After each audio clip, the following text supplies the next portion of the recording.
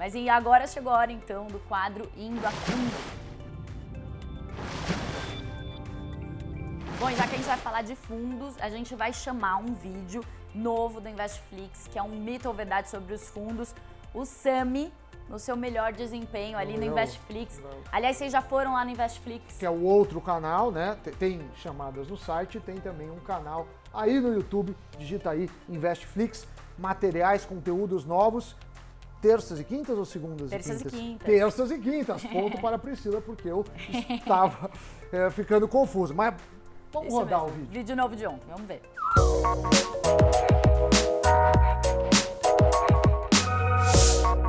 Um fundo multimercado deve investir pelo menos 40% do seu capital em renda variável. É mito. Multimercado é para aquele gestor livre, independente, que é vida louca. O gestor multimercado pode pôr em ações, em câmbio, em derivativos, em renda fixa, ele pode fazer o que ele bem entender. Quase isso, tem um regulamento do fundo, mas ele pode acessar vários mercados. Portanto, se você, meu querido espectador, falou que é um mito, você acertou.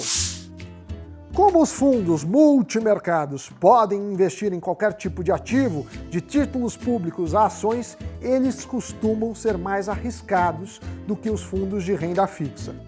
Verdade. Por quê? Renda fixa não quer dizer baixo risco. Quer dizer que você está emprestando dinheiro para alguém. Pode ser para um banco, uma instituição financeira, pode ser para o governo, pode ser para uma empresa. Em geral, tirando as empresas que estão com risco de quebrar e dar calote, renda fixa tem um risco menor do que as ações. Ou pelo menos, se a gente pegar a mesma empresa, a dívida dessa empresa tem menos risco que a ação dessa empresa. Até porque se a empresa quebrar, ela vai para a liquidação e primeiro tem que pagar imposto, depois funcionário, depois os credores, ou seja, quem emprestou dinheiro para ela, e por último, os acionistas. Então, se renda fixa em geral tem menos risco que renda variável, e o multimercado pode pôr em renda fixa, renda variável, derivativos que tem muito mais risco, e câmbio, por exemplo, é verdade que o multimercado tem mais risco que renda fixa. Como gestores dos fundos multimercados têm mais liberdade para escolher onde investir, as taxas cobradas são menores. Nananina não! Completamente errado, Alcides! Como funciona?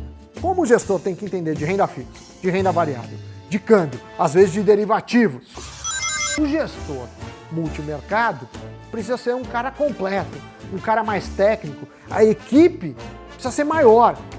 E isso incorre em taxas maiores.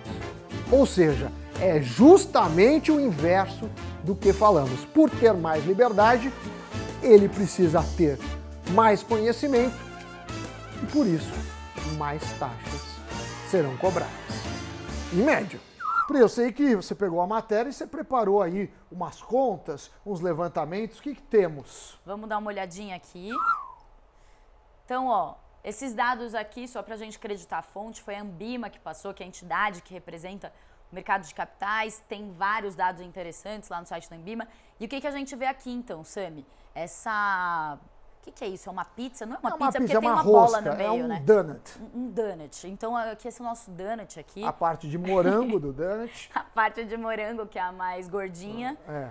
Tem 39%, são os investimentos em fundos de renda fixa. Sim. Daí, a segunda classe, com maior volume de investimento, isso é em termos de patrimônio, de valor investido, são os fundos multimercados, que a gente acabou de ouvir. Diga-se de passagem que muitos, inclusive, são predominantemente de renda fixa, mas fundos multimercados, como o próprio nome diz, pode investir em várias classes de ativos. Exatamente, que era um dos nossos mitos. Mitos, exatamente. Mito, verdade.